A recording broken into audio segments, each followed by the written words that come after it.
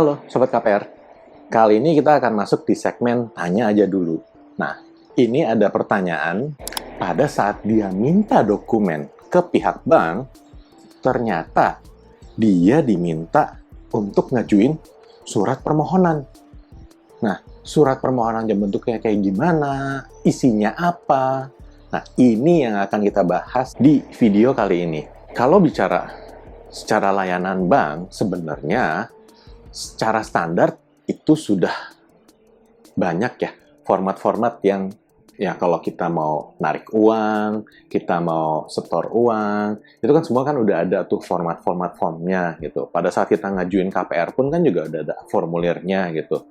Nah, sebenarnya yang terkait dengan minta surat permohonannya seperti apa, ini saya agak kaget juga sih, kok ada bank yang seperti ini gitu. Biasanya sih, bank udah nyiapin formnya, tolong diisi aja formulirnya gitu. Nanti formulirnya udah diisi, mereka tinggal layani dan keluarkan kopi dokumen sesuai dengan permintaan kita.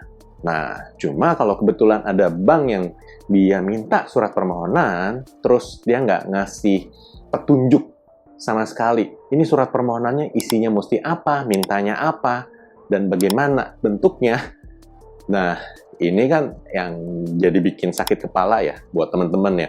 Bagi kebanyakan dari orang-orang yang mungkin belum punya pengetahuan yang cukup terkait dengan perbankan, kalau bikin surat permohonannya salah, kan bisa jadi juga ya ditolak terus dibilang, oh, aku ini suratnya masih kurang lengkap gitu. Kenapa nggak dari kemarin dikasih tahu kalau ini mesti ada apa aja gitu. Yang lebih parah kalau ternyata iya Bu diterima gitu terus suratnya gitu terus nggak ada kabar gitu.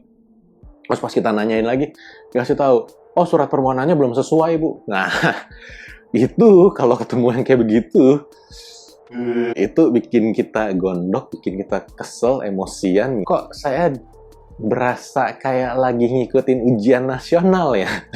Padahal ini kan saya customernya bank, harusnya saya dilayani, tapi kok kayak begini ya?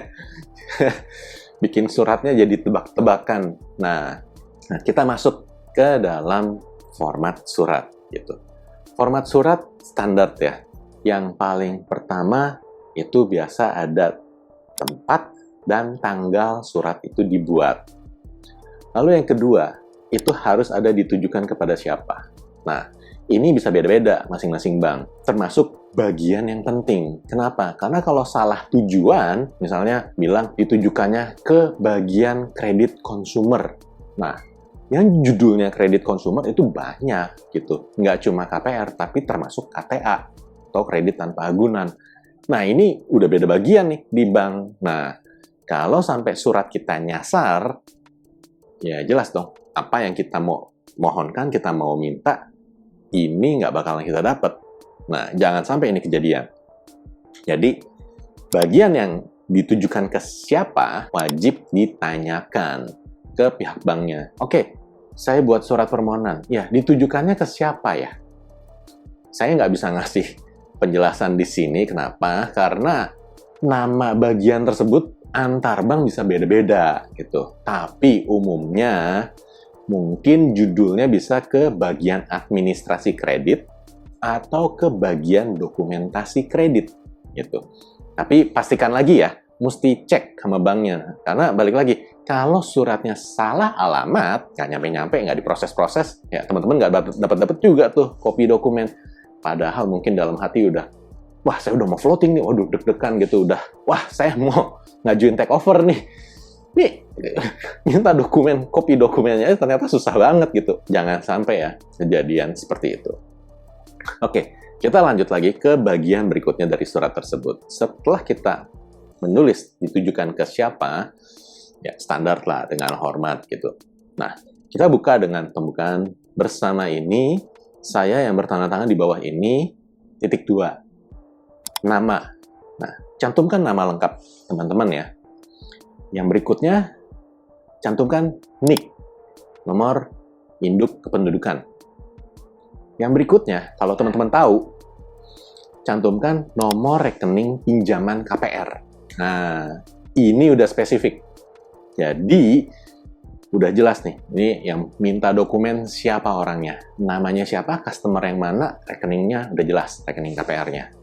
Tapi kalau teman-teman nggak tahu nomor rekening pinjaman KPR teman-teman bisa tulis juga nomor rekening auto debit KPR. Kalau nomor rekening auto debit KPR, tahu dong mestinya.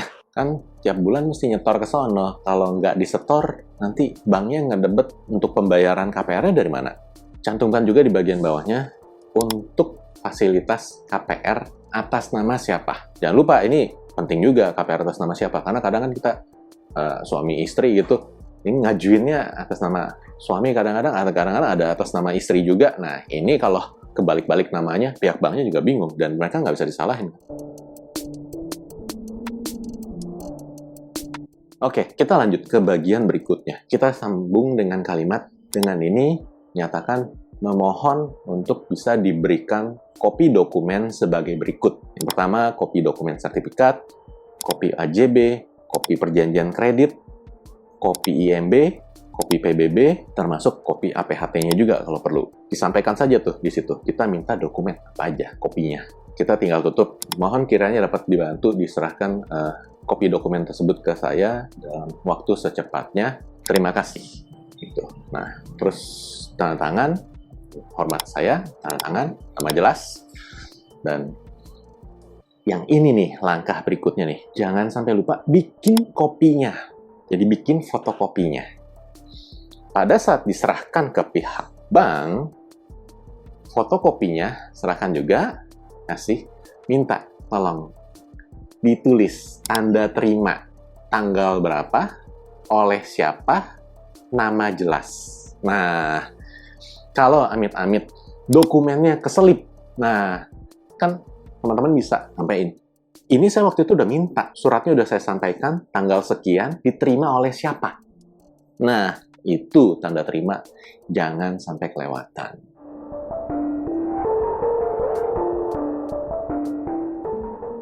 Kita mengurangi kemungkinan ada celah, ya itulah, dihambat.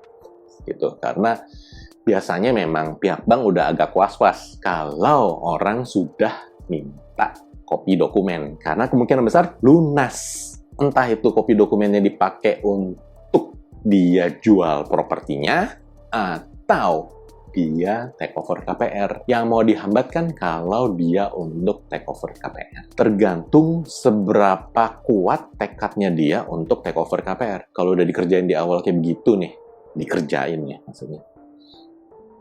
Terus, sudah ngambil ini aja susah gitu. Udahlah lanjut aja gitu.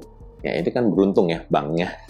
Gitu. Tapi kalau jual kan ya pasti diuber terus gitu. Kalau jual pasti diuber. Kenapa? Karena pembelinya pasti, mana nih kopi dokumennya? Mana nih kopi dokumennya? Kan saya udah bayar tanda jadi dan bla bla bla gitu. Nah, beda pasti. Ngubernya beda. Nah, pihak bank bisa tahu juga dari situ. Nah, semoga penjelasan saya di video kali ini cukup jelas buat teman-teman. Dan semoga permohonan kopi dokumennya jadi nggak belibet lagi, jadi nggak susah. Gitu. Oke, semoga bermanfaat. Dan jangan lupa share ke teman-teman yang lain yang butuh informasi ini juga ya.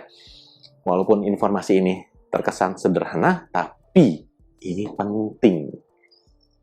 Oke, sampai di sini dulu. Sampai jumpa di episode berikutnya. Bye!